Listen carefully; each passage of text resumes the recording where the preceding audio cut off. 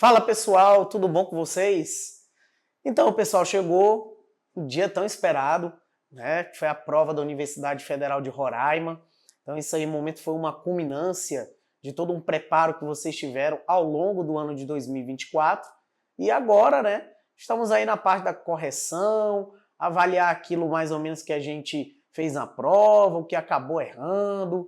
Bem, de maneira geral, né? Falando aí da prova da Universidade Federal de Roraima, especificamente da disciplina de geografia, a gente percebe ali que a prova ela esteve ali com realmente todas as características que geralmente são trabalhadas mesmo pela banca da Universidade Federal, caindo questões aí sobre geologia, caindo questão aí relacionada à economia de Roraima. Bem, algo que eu já tinha comentado inclusive aí nas nossas aulas e também nos aulões que tivemos aí na semana anterior à prova da Federal. Então, assim, a gente percebe que muitas dessas temáticas aí que foram trabalhadas, que foram discutidas, caíram mais uma vez na prova da Universidade Federal. Então, vamos lá, vamos conversar aí, vamos corrigir e ver, entender mais ou menos aí como que a banca entendeu essas temáticas, beleza? Então, a primeira questão, né, a questão 37 da prova integral, essa também é a primeira questão do PSS1. Então, a galera aí que está acompanhando, né, a prova pelo PSS1 vai perceber aí que eu sempre vou comentando, né, e o que eu também já tinha falado, as três primeiras questões aí de geografia são relacionadas à geografia física, né, que é a temática do PSS1. Então, essa questão 37 vem falando sobre o relevo. O relevo, como um dos componentes do meio natural, apresenta uma diversidade enorme de tipos de formas. Essas formas, por mais que possam parecer estáticas e iguais, na realidade são dinâmicas e se manifestam ao longo do tempo e do espaço de modo diferenciado, em função das combinações e interferências múltiplas dos demais componentes do extrato geográfico. Bem, as mudanças que ocorrem na paisagem, em geral, né, no caso do Brasil, que é um país que tem um relevo muito antigo, né, predominando aí essa estrutura de planaltos, encontrando aí os escudos cristalinos, né, chamados crátons, e também as bacias sedimentares. Então ele está falando que esse relevo, por mais que pareça estático, não é. E isso é relacionado principalmente, pessoal, às mudanças, né, que são geradas aí na paisagem, que são impactadas diretamente pelo intemperismo, né? O intemperismo físico, o químico e o biológico. Então essas mudanças aí, elas são consideradas um pouco mais lentas, né, do que o que a gente chama de agentes endógenos. Os agentes endógenos que estão ligados ali ao tectonismo, né, que é o movimento de placas. Bem, essas interrelações, que se traduzem pela troca de energia e matéria entre os componentes, são geradoras da história natural do relevo. Podemos afirmar corretamente que tais interrelações. Então ele quer saber o quê? O que essas interrelações que ocorrem dentro do espaço geológico, né, dentro da história geológica e do espaço geográfico, como é que elas vão interagir, vão interferir aí realmente nessa modelagem? Letra A. Vão promover a denudação dos solos e o aumento dos processos erosivos, ou seja, vai impactar na formação do solo e vai aumentar o processo erosivo, né? O processo erosivo que está ligado aí principalmente aos agentes externos, né? O intemperismo. Mas é isso que a questão está falando, essa interrelação entre energia e matéria. Veja o que ele quer aqui nessa questão, né? Ele quer entender como ocorre essa evolução, como ocorre essa transformação dentro dessa paisagem. Aí na letra B, são responsáveis pela evolução e, portanto, pela gênese do modelado da superfície terrestre, gênese, né, a origem desse modelado, dessa superfície. C, geram processos hidrológicos que contribuem para as mudanças climáticas. Veja que a C, por exemplo, não tem nenhuma relação com a questão, né? Aí seria principalmente ligado ao ciclo da água, que não é o que o texto aí norteador está mostrando para você. D. Promovem processos terrestres endógenos, né? No caso aí os agentes internos. Veja que ele está falando do relevo, mas esse relevo está diretamente ligado a essa ligação, né, essa interação com os agentes externos. Contribui para a gênese do solo, bem como para o processo de desmatamento. Literalmente tem nada a ver aí com o que a gente quer na questão 37. E aí a gente vê que realmente aí a alternativa correta era a letra B. Era a que mais faria sentido, porque todas as outras ali tinham algum elemento que descaracterizava essa resposta, ok? Vamos seguindo aí, vamos para a questão 38.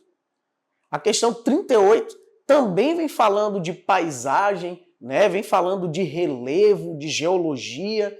Então, mais uma vez, é o que foi comentado aí em sala de aula. Realmente, a federal ali, a gente já percebe aí que ela segue esse padrão, né? Nas primeiras questões, falando muito de relevo e geologia. E um detalhe interessante, falando especificamente aqui de Roraima. Então, o estado de Roraima é caracterizado por um relevo elaborado com base na relação entre as formas de relevo e os arranjos tecnoestruturais, litologias e variações altimétricas, que distingue a paisagem do estado em relação ao cenário regional. Diante disso, é correto afirmar que, então ele está falando uma característica do relevo no estado de Roraima que se diferencia do restante aí da região norte, né? Então, letra A, o Rio Branco apresenta pouca influência na evolução do relevo, condicionando a erosão de suas margens e formação de planícies fluviais. Veja, quando ele fala que tem pouca influência na evolução do relevo, né, ele está falando aí desse agente externo, que é a água, tá? A água tem muita interferência na formação do relevo, e principalmente o Rio Branco, porque é responsável por essa denudação, esse desgaste que vai alterando a paisagem. O Rio Branco ele vai escavando, né, esse território aqui do estado de Roraima. Não à toa que é a principal bacia hidrográfica. Tá? E outro detalhe aí que a gente percebe que ele foca principalmente no relevo. Então ele mistura aí com a hidrografia, já é ali realmente, a gente pode dizer que tem uma malemolência ali já de ter uma pegadinha para enganar aí o vestibulando, né?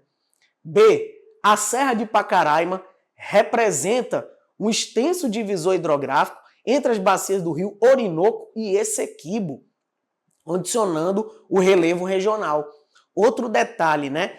A Serra de Pacaraima, ela faz parte do Planalto Interflúvio Amazonas-Orinoco.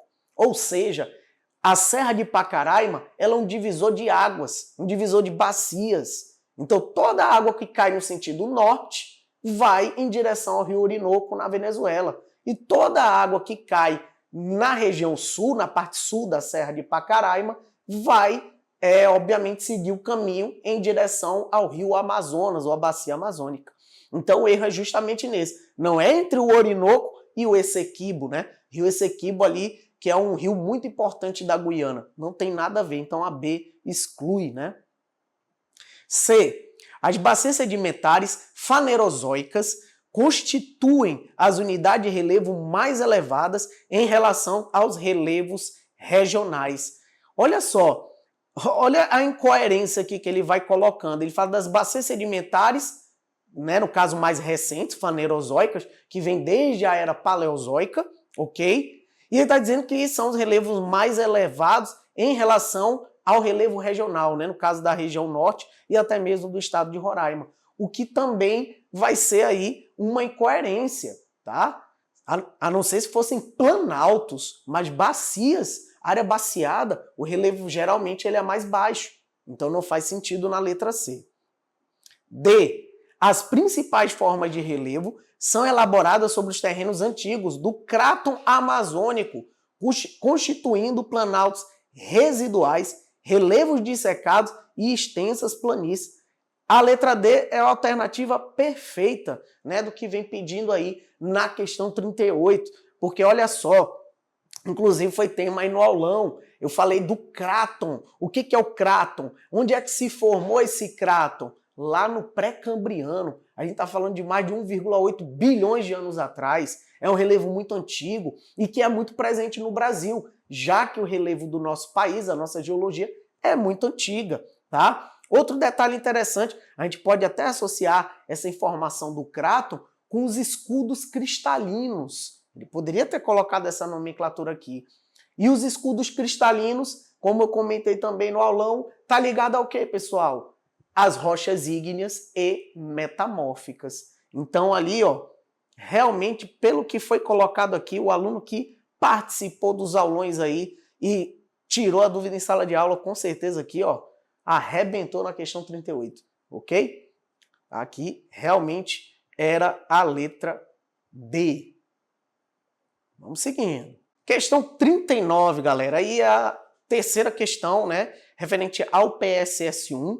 É uma questão que vem falando da paisagem, né, do meio ambiente. Vamos ver o que aí o texto vai nortear.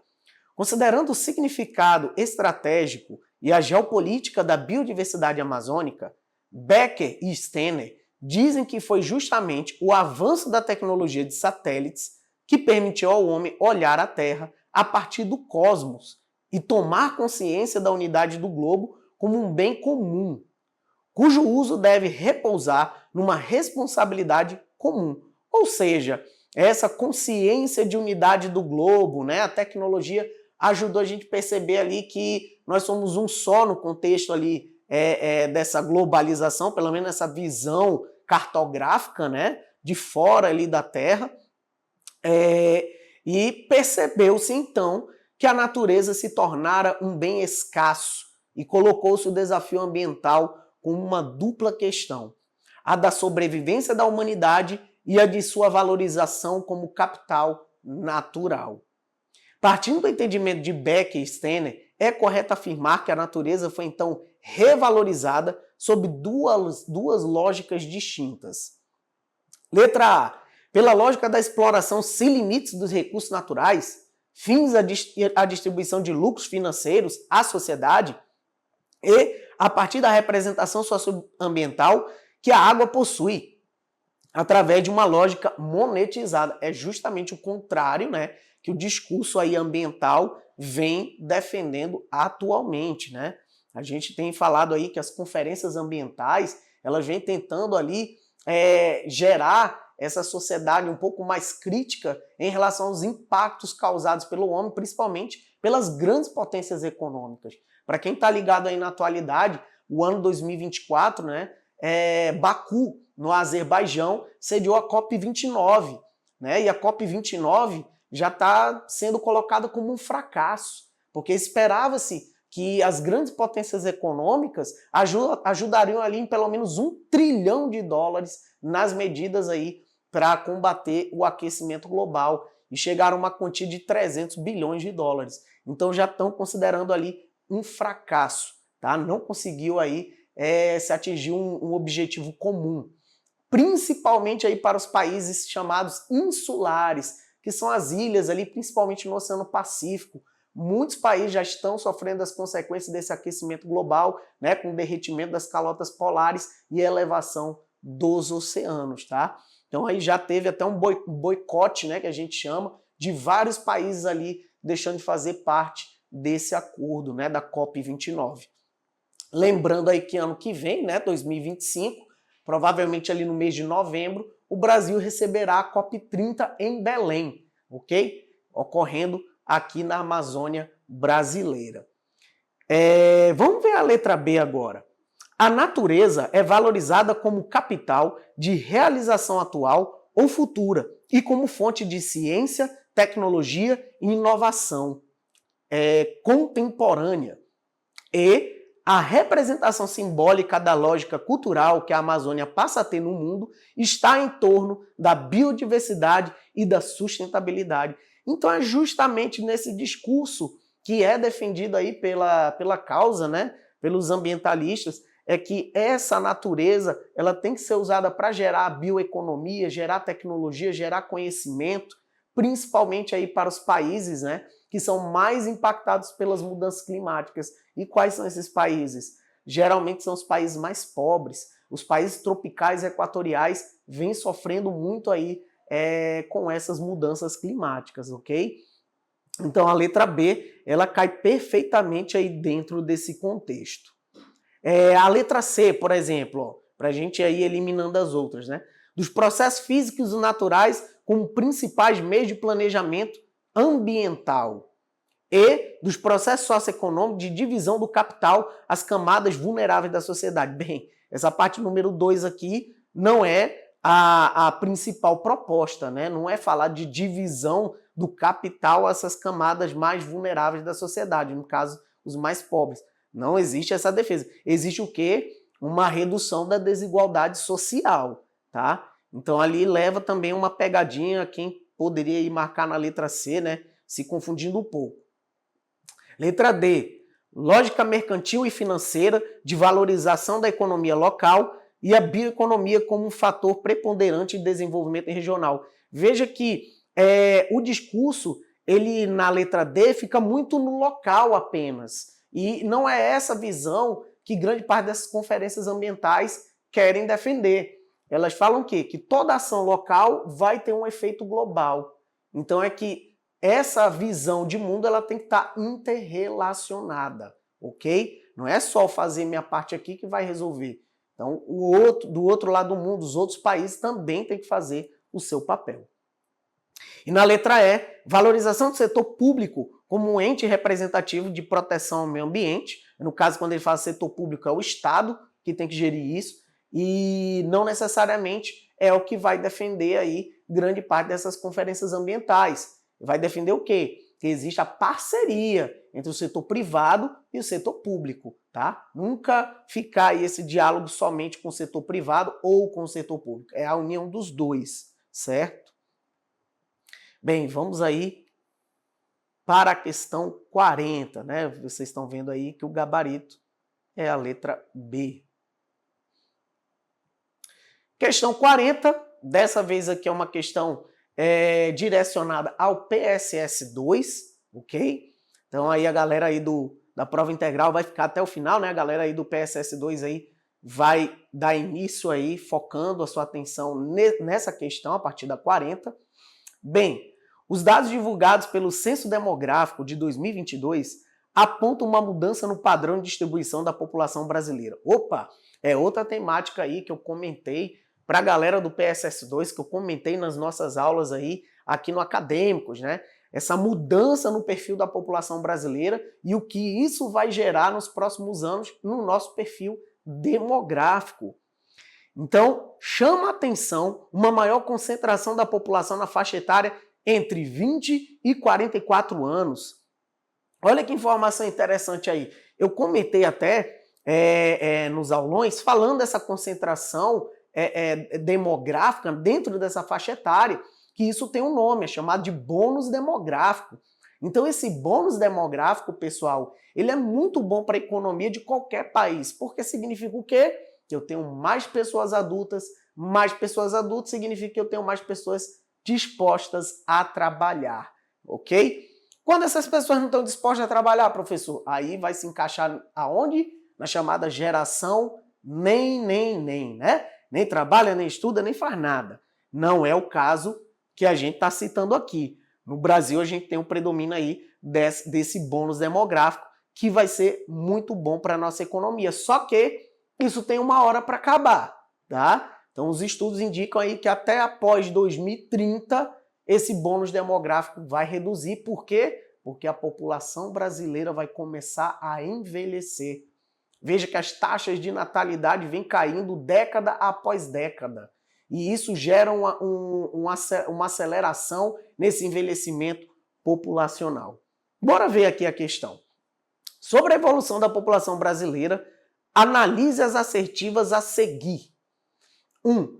A evolução etária da base da pirâmide. No caso aí, quem é a base da pirâmide, galera? São os mais jovens, né? Então, quando a gente fala dessa evolução etária da pirâmide, e aí ele fala basicamente aqui dessa base, ele está falando da população mais jovem. Representa o aumento das taxas de natalidade e o crescimento da renda entre a classe trabalhadora. Isso não necessariamente vai se refletir no crescimento da renda da classe trabalhadora. Porque o foco do Estado, quando eu tenho uma pirâmide etária onde a base ela é mais larga, vai ser o quê? Investimento em educação, porque eu tenho mais crianças, eu tenho mais jovens, tá? Não é mais o caso do Brasil, a gente já passou dessa fase aí, tá? A gente estava quando nisso aí? Década de 80 e 90. A gente já está numa outra etapa aí do que a gente chama de estrutura demográfica, tá? Na 2, a pirâmide etária apresenta uma concentração de população na faixa adulta, refletindo uma população com alta taxa de mortalidade infantil e baixa expectativa de vida. Antes que você fale, né? Ah, professor, é essa aqui. O senhor acabou de dizer aqui que o contexto da população agora é dentro aí desse bônus demográfico ou janela demográfica. Então a gente tem mais pessoas adultas. Mas veja só o que ele fala logo em seguida, ó. Refletindo uma população com alta taxa de mortalidade infantil. Não é o caso do Brasil, tá? Devido às melhoras na qualidade de saúde que ocorreram nas últimas décadas, a gente conseguiu melhorar muito essa questão da mortalidade infantil, diminuiu bastante, tá?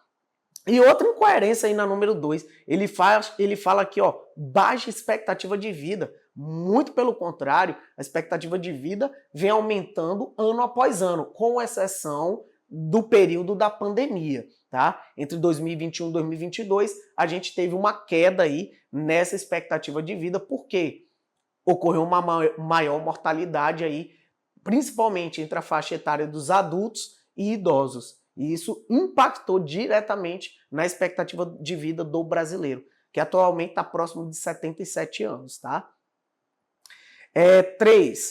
A pirâmide etária evidencia o envelhecimento da população brasileira, conformada pela queda na taxa de natalidade, melhora na qualidade de vida e expectativa de vida, condições sociais que cumprem a transição. Então, olha só, ele vem falando, ó, desse envelhecimento da população brasileira, queda na natalidade, porque as pessoas estão tendo menos filhos, ser filho é caro, né? Já viu o preço aí da fralda, do leite, né? O específico. Então, tudo isso acaba sendo aí, de fato, um fator que vai impactar muito, né? Na hora das pessoas ali pensarem em ter filhos. Fora que também muitos vêm priorizando a carreira, tá?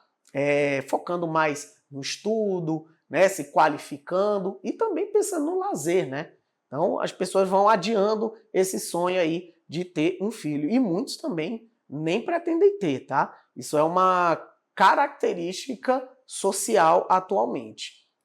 Aí vem melhora na qualidade de vida e expectativa de vida, condições sociais que cumprem a transição, né? No caso, a transição demográfica. Então, a 3 aí, ok, né?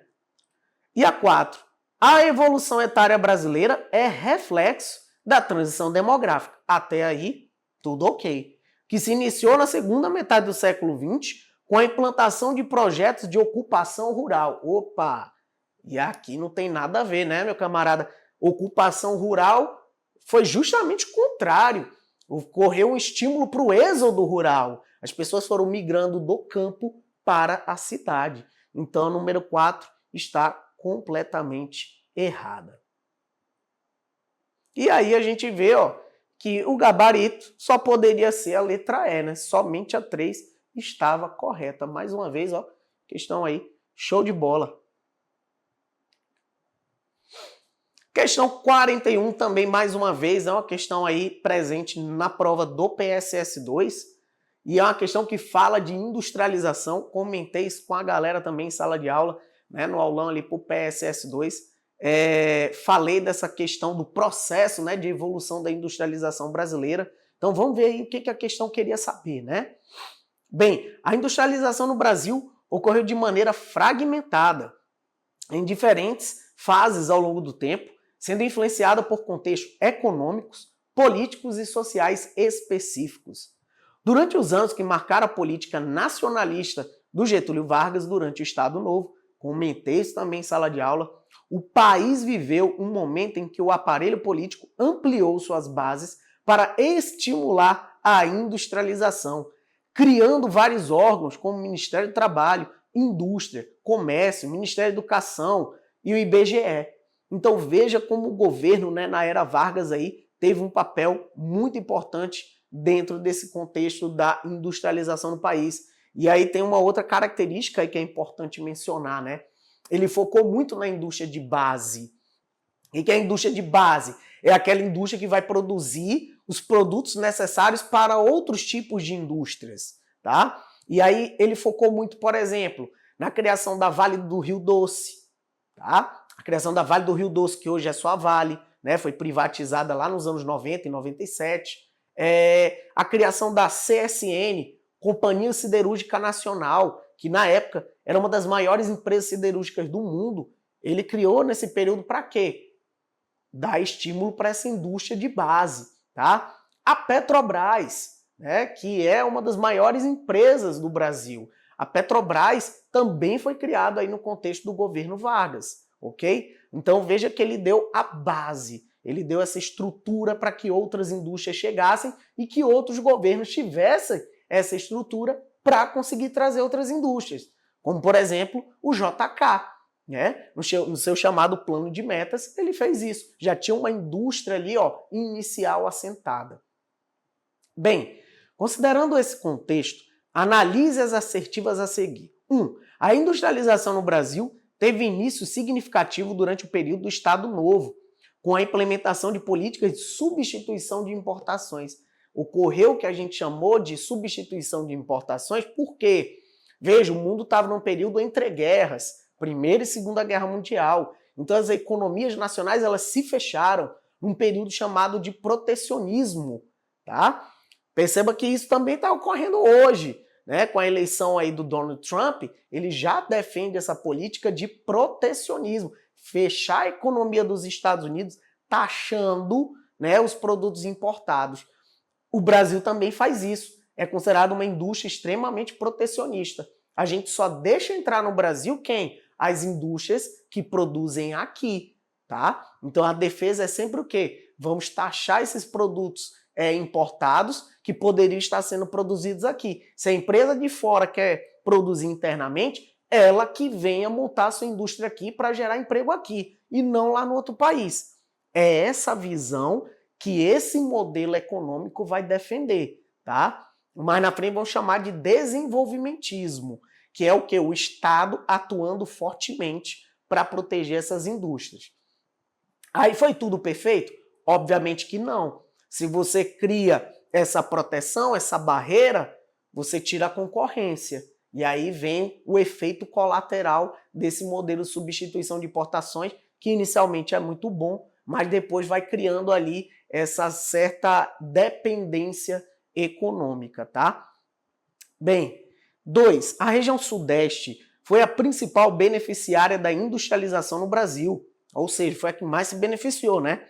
Concentrando a maior parte das indústrias de base e de bens de consumo duráveis. O que são esses bens de consumo duráveis? Carros, aviões, por exemplo, tá? Esses produtos são produzidos lá na região sudeste, principalmente do estado de São Paulo. E as montadoras de automóveis, fábricas da Volkswagen, da Chevrolet, da Peugeot, da Renault, todas elas estão ali entre o sudeste e o sul do país, que é a chamada região concentrada, segundo o professor Milton Santos, tá? Então ali, na 2, tudo correto, né? 3. A industrialização brasileira foi impulsionada principalmente pelo investimento estrangeiro direto, especialmente de países como Estados Unidos e China. Veja só, quem foi que impulsionou a industrialização brasileira, pessoal? Foi justamente o Estado brasileiro, tá? E, obviamente, o acúmulo de capital que foi gerado na época ali do café, do ciclo do café. Você tinha muitos empresários ricos, você tinha muito capital acumulado e esse capital foi extremamente importante para ajudar nesse processo de industrialização do Brasil, ok? Veja que tudo que acontece no Brasil, em grande parte, é consequência do que acontece lá fora. Se não tivesse ocorrido a crise de 29, né, da maneira que foi, e gerou uma crise nos Estados Unidos e, consequentemente, a crise do café aqui no Brasil, talvez esse modelo de industrialização não tivesse ganhado força, tá? Então, assim, o Brasil passa a produzir internamente o que ele não produzia, porque ele tinha que comprar dos outros, só que os outros estavam se fechando. Então a gente tinha que fazer alguma coisa para mudar esse cenário. Então o Brasil, nesse contexto aí da Era Vargas, ele muda de rumo. tenta deixar de lado esse passado agrário exportador, né, o Brasil agroexportador, e passa a ser um país industrializado, moderno, ok? 4. A expansão da indústria do café alavancou a implantação de subsídios agrícolas e melhorou o cenário para a implantação de indústrias de base. Olha, aqui a questão 4 ele está fazendo uma relação de causa e efeito, né? Como se a expansão do café tivesse ajudado. Na verdade, foi a crise do café, certo? Porque mesmo que tivesse continuado essa expansão, não era interesse ali da elite cafeicultora focar diretamente na indústria. Isso só vai acontecer com a crise do café, depois da crise de 29, ok? Então a 4 realmente aí não faz muito sentido, ok? Então aí a única que realmente se caracterizaria como correta é a letra C, beleza? Questão 42, né? Questão aí sobre fusos horários, presente na prova do PSS2. É uma parte ali de cartografia também, né? É interessante essa questão aqui, porque poderia estar ali presente até no PSS1, mas veio aqui no PSS2, e principalmente falando aí sobre o contexto do território brasileiro, tá? Que é o foco aí dessa questão, tanto que ele repete várias vezes essa palavra território.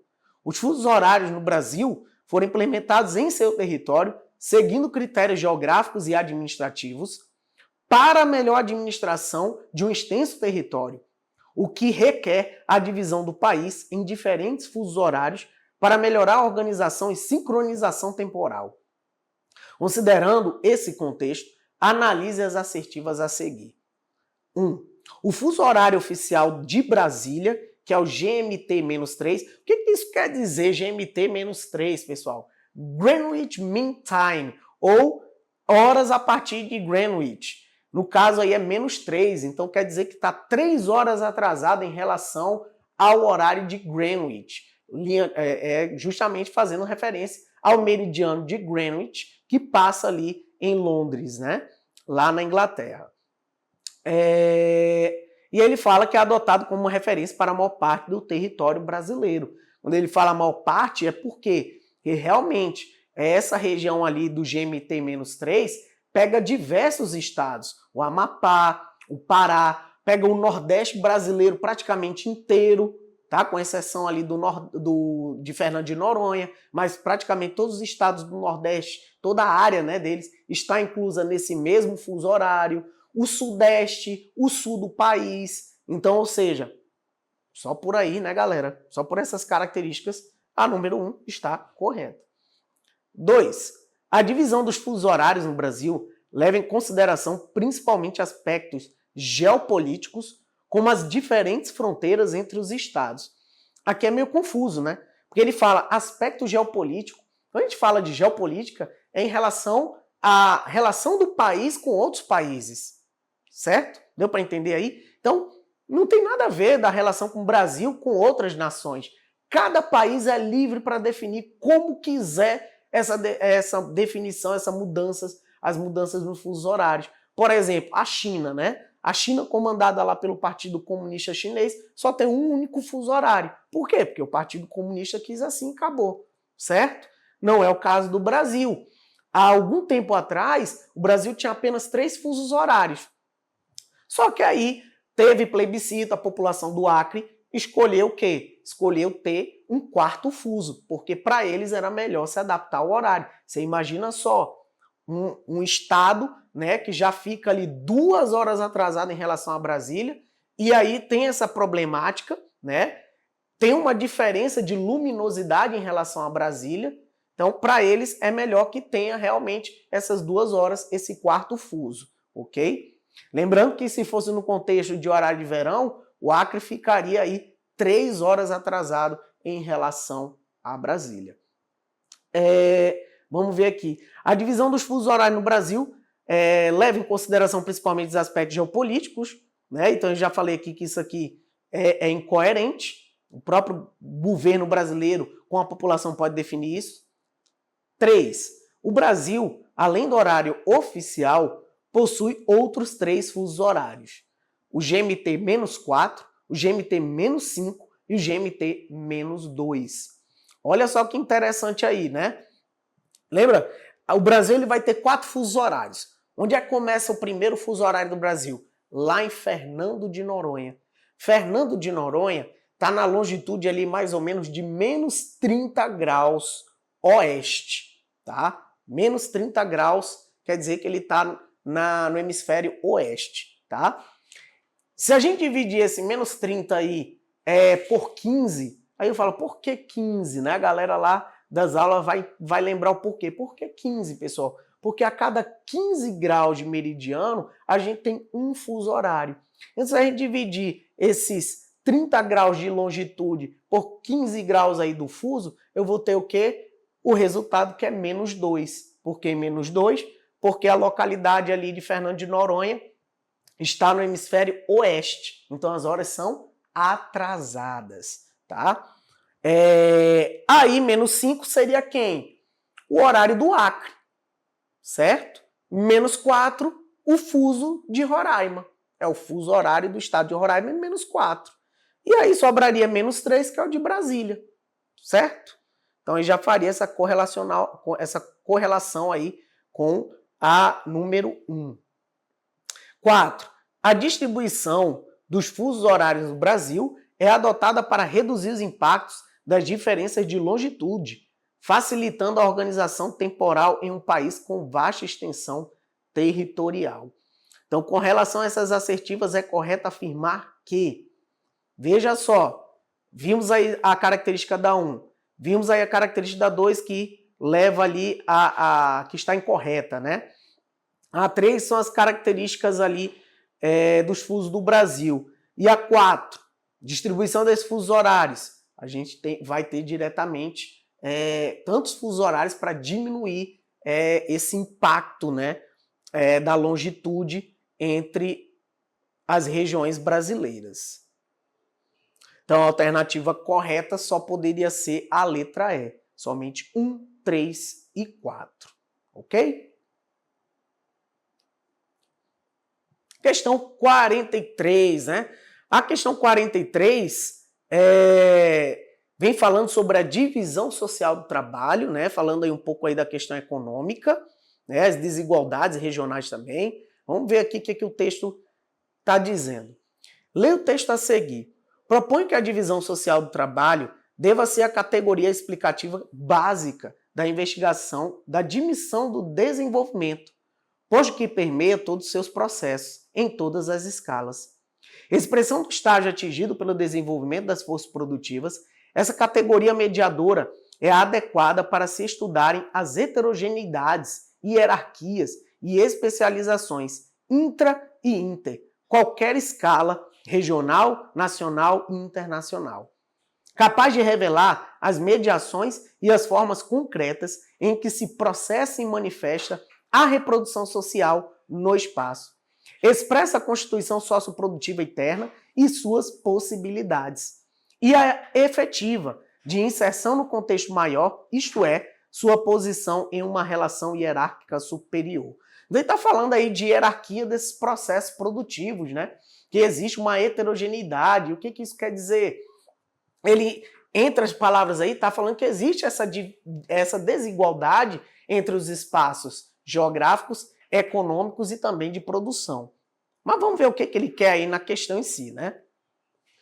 Bem, o Brasil apresenta desigualdades estruturais em sua formação socioeconômica e a divisão social do trabalho se constitui enquanto importante dimensão a compreensão das hierarquias regionais. Então, aquilo que eu estava comentando, né? O texto fala justamente sobre essas desigualdades econômicas, né, estruturais entre os lugares. Analisa as afirmações a seguir, as quais discorrem acerca dos processos mencionados, a divisão do trabalho e as desigualdades regionais. 1. A partir de 1950, se esboça uma integração interregional no Brasil via produção de mercadorias com os produtos oriundos do Sudeste, especialmente de São Paulo, alcançando outras regiões do país. Isso aqui está correto. E até porque ele está levando em consideração, pessoal, aquela questão que a gente falou sobre a indústria brasileira, que ela inicialmente aí vai ter essa dispersão industrial partindo do Sudeste, porque ela conseguiu se desenvolver graças a esse capital acumulado no ciclo do café e também a forte interferência do Estado na economia, dando destaque aí para a Era Vargas, ok? 2. O avanço da industrialização para além do Sudeste, a partir de 70, não fez declinar, ou seja, não fez cair o papel da referida região enquanto área de maior dinamismo econômico do Brasil. O que ele está falando aqui, pessoal? Olha só, a partir de 70, o que ele quer dizer com essas indústrias, né? Esse avanço por outras regiões? Ele está falando, por exemplo, do que foi implementado lá no governo JK, a criação da SUDENE, né? A Superintendência de Desenvolvimento do Nordeste, e aí posteriormente teve a criação da SUFRAMA, aliás, da SUDAM, que é a Superintendência de Desenvolvimento da Amazônia, depois a SUFRAMA, que é a Superintendência de Desenvolvimento da Zona Franca de Manaus. Então, veja que ocorreu um processo onde o Estado ele tentou ser o protagonista, levando essas indústrias para outras regiões. Foi um processo induzido, tá? Lembre-se do caso da Zona Franca de Manaus, tá? Então, é justamente sobre isso. Mesmo com esse processo, né, de criação das superintendências, dessa criação de novas indústrias em outras regiões, isso não tirou o protagonismo da região Sudeste. Até hoje o Sudeste é a região mais dinâmica do país. Então ela concentra a tecnologia, os melhores serviços. A mídia, a rede de comunicação está onde? São Paulo, Rio de Janeiro. É sempre esses dois, né? As melhores universidades, né, do Brasil, os principais centros de pesquisa. Você pega lá a Unicamp, USP, a Universidade Federal do Rio de Janeiro, enfim, todos esses centros estão localizados lá.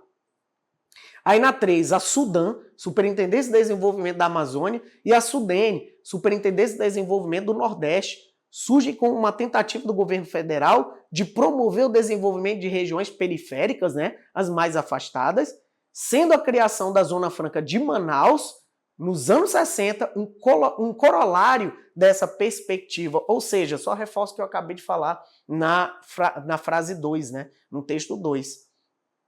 E outro detalhe aí, né, eu tenho que reconhecer também que lá no aulão eu falei indiretamente isso aqui, porque o professor Emerson também comentou no aulão de história dele. Então a galera que estava presente, com certeza na hora se lembrou, né, fez esse link aí. Veja como é bacana participar dos aulões, ok? O que a gente falou está aqui, pessoal, caiu, está presente. 4.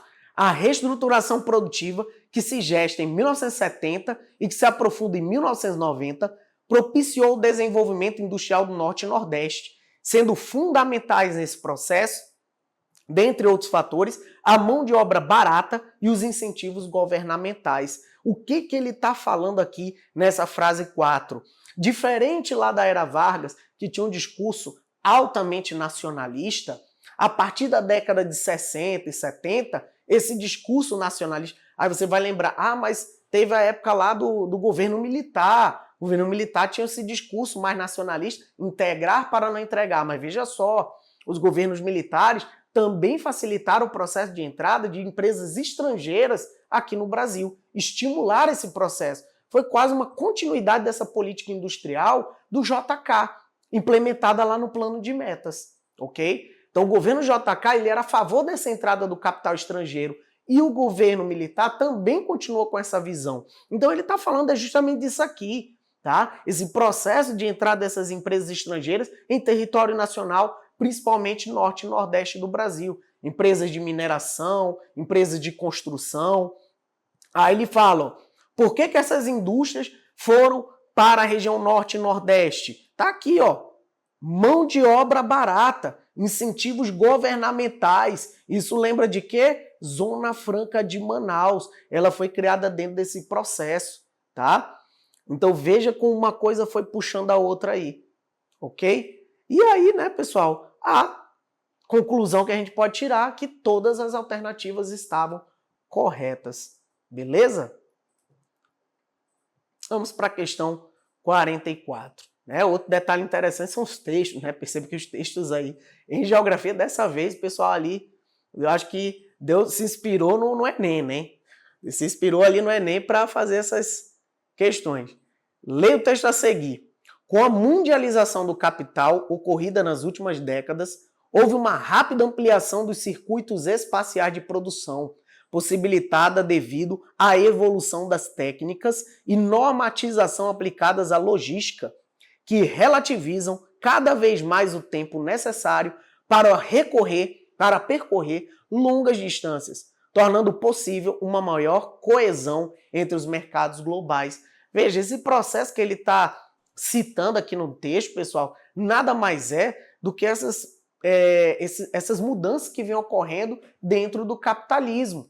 Então, cada vez mais os fluxos eles são imateriais, né? A internet ela facilitou e agilizou muito essa informação. Os capitais eles vão de um país para o outro numa questão de segundos. Isso não era assim há 50 anos atrás. E isso também está ligado diretamente ao chamado neoliberalismo, né? O processo de privatização de estatais, essa facilidade aí de as empresas e até mesmo bancos de tirar o dinheiro de um país e ir para o outro, de certa maneira é muito bom para o mercado, mas para os países, para as economias, deixa eles muito fragilizados. Porque no primeiro momento de crise, o que acontece? O capital vai embora, ele se manda. Bem, a eficiência da rede de transporte se mostra elementar às trocas econômicas globais e à competitividade das empresas. Sobre o sistema de transporte e a circulação de mercadorias, é incorreto afirmar que. Então aqui, um comando, ele já deixa claro que ele quer saber sobre logística, transportes. Letra A. As revoluções no transporte decorridas a partir da segunda revolução industrial foram fundamentais para a saída das indústrias dos países centrais para os países periféricos ou semi-periféricos, uma vez que os custos de deslocamento e o tempo despendido à circulação das mercadorias diminuíram. É uma afirmação correta, né?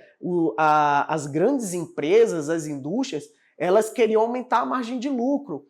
Então, para onde essas empresas vão? Elas vão para onde a mão de obra é mais barata. Porque se a mão de obra é muito cara, isso significa o quê? Que a margem de lucro da empresa, da indústria, vai diminuir. Ela vai demorar, ela vai ter um custo muito maior de produção nessas áreas onde o salário é mais alto. Veja que o processo de dispersão industrial hoje, o foco não é a América Latina mais. O foco da América Latina se deu quando? Quando a gente vai ver ali, ó, era Vargas, o governo JK. Então a gente está falando de década de 40, 50 e 60. Foi nesse período a oportunidade da América Latina se industrializar e enriquecer. Para onde foram essas indústrias? Foram para a Ásia. Elas estão no Sudeste Asiático, estão no Leste Asiático, estão nos tigres asiáticos, né, nos chamados novos tigres, países ali como Malásia, Indonésia, Brunei, Vietnã. O foco agora das empresas é montar indústrias lá, porque a mão de obra deles é mais barata que aqui da América Latina e com certeza do que a Europa e Estados Unidos, ok? Então perceba esses fenômenos como eles vão ocorrendo. B. O Arco Norte vem se notabilizando pela exportação dos grãos, superando em algumas culturas o volume exportado pelo Porto de Santos.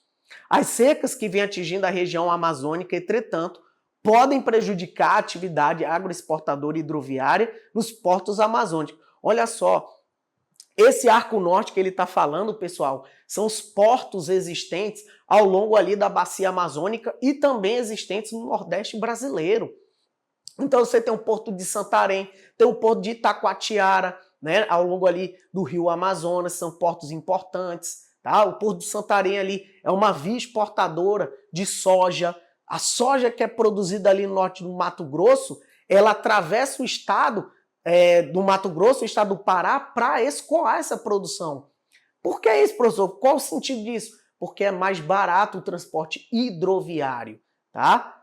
Então você tem hoje até o estabelecimento de Miritituba, que é outra região que também vai ser muito importante para exportação desses grãos, principalmente milho e soja, ok? Tem o Porto de Itaqui, lá no Maranhão, que também se destaca, Porto de Recife, Sergipe, Impecém, lá no Ceará. Então, essas regiões aí, pessoal, elas exportam, hoje estão focando na exportação de soja e também dos produtos do agro, ok? E aí ele fala de uma problemática ambiental, que são as secas, né? Então, desde aí o ano passado, 2023, foi um ano muito complicado para a bacia amazônica. 2024 também está sendo um ano muito complicado. Obviamente, isso vai prejudicar a logística. Lembrando, o transporte hidroviário e ferroviário são muito mais baratos e menos danosos ao meio ambiente do que o transporte rodoviário, ok? Então, a B estava correta. C. Há no Brasil a primazia do modal rodoviário, o que eleva o custo da produção sobre os demais meios de transporte, destacando-se a necessidade de maiores investimentos em ferrovias e hidrovias. Não preciso nem repetir, né, galera? Acabei de falar isso aqui. D. A saída de fábricas do setor calçadista da região sul do Brasil para o Ceará teve como principal elemento a proximidade do estado nordestino aos centros importadores internacionais, diminuindo o custo de transporte. Veja só, onde é que está o erro aqui da letra D? O foco não era o transporte, não é a mudança ali dessa área de exportação do sul para o Nordeste, mas sim por causa da mão de obra. Veja, existe uma desigualdade regional no Brasil.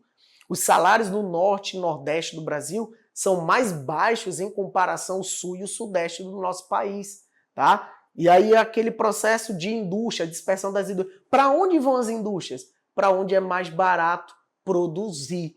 Então a Ásia pode ser distante como for lá dos Estados Unidos. Pode ser distante como for da Europa. Não interessa, é só colocar no container e ele vai-se embora de navio. Isso é muito mais barato, né? A containerização da economia, né, que é o processo de invenção do container e dos grandes navios de transporte, facilitou, acabou essa barreira das distâncias com a invenção aí do container. Veja que com certeza aí quem já comprou produto importado, muitas das vezes você compra produto lá da China, demora menos de 2 semanas para chegar no Brasil. Mas para atravessar o Brasil inteiro demora quase um mês. Por quê? Porque nós não temos ferrovias. E aí vem por onde? Rodovia, que muitas das vezes essa rodovia é de péssima qualidade. Então a letra D, o foco não era logística, o foco era o quê? Mão de obra. As indústrias vão para onde a mão de obra é mais barata. E a letra E fala do projeto de integração nacional durante a ditadura militar no Brasil, buscou articular a região norte com o restante do país através da proliferação de rodovias, das quais são exemplos, dentre outras, a BR-230, que é a Transamazônica, a BR-153, que é a Belém-Brasília, e a 319, Manaus-Porto Velho. Então, só reforça o que foi falado anteriormente, esse foco do Brasil no modelo rodoviário. Então, sempre quando se fala dessa expansão rodoviária, vai se lembrar do governo JK, que buscou atrair lá na época do seu plano de metas as multinacionais estrangeiras, né, montadoras de automóveis, e também com a premissa de sair construindo rodovias para que as pessoas construíssem realmente, as indústrias construíssem carros e as pessoas comprassem carros para se deslocar, tá? Então o Brasil ele realmente abandonou essa estratégia aí de expansão das ferrovias. Então realmente aí a única alternativa incorreta era a letra D, ok? E aí vamos para a última, né? A última questão da prova de Geografia da Universidade Federal. E temos mais uma vez, né, para minha alegria, uma questão que fala sobre o estado de Roraima, tema do nosso último aulão, pessoal. E aqui tem muita coisa que foi comentada, tá? E foi falado não só no aulão, mas em sala de aula. Acerca das dinâmicas econômicas do estado de Roraima no século XXI, é correto afirmar que letra A, o crescimento do PIB, o Produto Interno Bruto, responde nos últimos anos exclusivamente à produção da agricultura familiar. Quem dera, né? Porque segundo aí os estudiosos, né, da parte econômica, se a agricultura familiar fosse mais forte, a nossa economia também seria mais forte. Mas não é bem o caso, né? A gente vê o foco do Brasil principalmente no agronegócio, que é aquela agricultura empresarial em larga escala, tá? Outro detalhe é que essa agricultura familiar ela é considerada mais sustentável também, ok? Não é o caso do nosso estado e também, obviamente, não é o caso do Brasil. B. Dado o crescimento agropecuário na última década, o setor primário é aquele que mais contribuiu para o PIB local. Olha só, é inegável a importância do setor agropecuário na história do estado de Roraima. Veja que a história do nosso estado está ligada diretamente à pata do gado, né? Como mais uma vez aí eu comentei na aula, o professor Emerson também, que eu assisti o aulão com ele, também falou sobre isso. Mas, olha só, não é o setor primário o setor mais forte aí da economia, né? O que realmente representa em grande parte a economia é o setor terciário. E isso acontece em grande parte dos países, a maior parte, tá, das economias mundiais é o setor terciário. Que setor terciário é esse? Setor de comércio e serviços. E nos últimos anos vem ganhando um bônus, né, o boom, com aí o setor quaternário, que é, no caso, a inserção da internet, da tecnologia no comércio também. O e-commerce, né, que é esse comércio ligado aí às redes sociais, à internet, também acaba ali reforçando o tamanho desse setor terciário, ok? Então, por isso que a letra B está errada. C. Tomando exclusivamente a composição industrial do PIB, nota-se a prevalência de setores da mineração e da produção de madeira em tora. Olha só, isso também foi falado na questão aí da produção do estado de Roraima. O nosso estado, ele foca principalmente na produção aí de derivados da soja. Então hoje um dos principais produtos é o farelo da soja. Veja só, o farelo é considerado um produto já manufaturado, trabalhado industrialmente, tá? Então ali a letra C também estaria incorreta. E a D? Roraima se constitui como vetor de expansão da fronteira agrícola, ok? Aí no caso do agronegócio, né, que vem se expandindo aí pela região amazônica, destacando-se, entre outros, o cultivo da soja num contexto de modernização da produção do campo. Totalmente correto, né? Essa aqui era de cara, viu ali, assistiu o aulão, entendeu as explicações, tirou a dúvida, era a letra D, fechou. O cara chegava aqui, é letra D, não tem o que fazer, tá?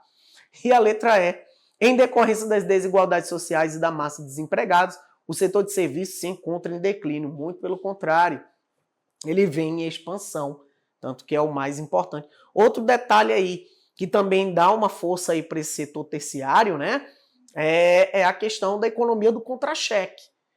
A economia do contra-cheque, ela ainda é extremamente importante na economia do Estado. É quase metade do PIB do Estado de Roraima, só a economia do contra-cheque, ok? Então, pessoal, é isso, tá? Agradecer aí a participação de vocês, que vocês tenham feito aí uma excelente prova, não desistam dos sonhos de vocês, continuem na luta e precisando, nós estamos aqui, o Acadêmicos aqui sempre estará de braços abertos para vocês, ok? Então é isso, não se esqueça de se inscrever no nosso canal, clicar no sininho de notificação e curtir os nossos vídeos. Valeu, galera! Tchau, tchau!